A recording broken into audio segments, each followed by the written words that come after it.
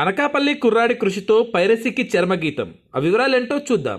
ఎన్ని చట్టాలు తెచ్చినా, ఎంత కఠినంగా నిబంధనలున్నా పైరసీ భూతాన్ని అరికట్టడం మాత్రం సాధ్యం కాలేదు. థియేటర్లో కొత్త సినిమా రిలీజ్ అయిందంటే చాలు, గంటలోనే థియేటర్ ప్రింట్ నెట్టింట వైరల్ అవుతుంది. వివిధ వెబ్సైట్ లో సినిమా మొత్తం ఉంటుంది. ఇలాంటి వెబ్సైట్స్ పై ఎన్ని కఠిన ఆంక్షలున్నా దాన్ని ఆపడం మాత్రం సాధ్యపడలేదు. స్మార్ట్ ఫోన్ టెక్నాలజీ రావడంతోనే థియేటర్ లో సినిమా ఈజీగా పైరసీ అవుతుంది. అదేలా జరిగిందని సైబర్ క్రైమ్ ఎంత ఆరా తీసినా పట్టుకోవడం సాధ్యం అవ్వలేదు. థియేటర్ లో ఎక్కడి నుంచి పైరసీ అవుతుందో కూడా కనిపెట్టడం యాజమాన్యానికి పెద్ద భారంగానూ మారుతుంది. తొలి షో పడిందంటే థియేటర్ లోపల ప్రత్యేక సిబ్బందిని నియమించి పహరా పెట్టాల్సిన పరిస్థితులు. అయితే ఈ రకమైన పైరసీకి ఇక చెక్ పడినట్లే. అనకాపల్లికి చెందిన పి వినోద్ కుమార్ పైరసీని నిర్మూలించేందుకు కొత్త ఆవిష్కరణ కనిపెట్టాడు. పైరసీ సెక్యూరిటీ బోర్డును తయారు చేశాడు. దీనికి ఇంటెలెక్చువల్ ప్రాపర్టీ ఇండియా బుధవారం పేటెంట్ మంజూరు చేసింది. 2016లోనే పైరసీ సెక్యూరిటీ బోర్డును రూపొందించారు. దీన్ని తెర వెనుక అమరిస్తే అందులో నుంచి వచ్చే ఐఆర్ కిరణాల కారణంగా వీడియో తీసినా రికార్డ్ అవ్వదు. దీనిపై అదే ఏడాది ఇంటెలెక్చువల్ ప్రాపర్టీ ఇండియాకు పేటెంట్ కోసం దరఖాస్తు చేశారు.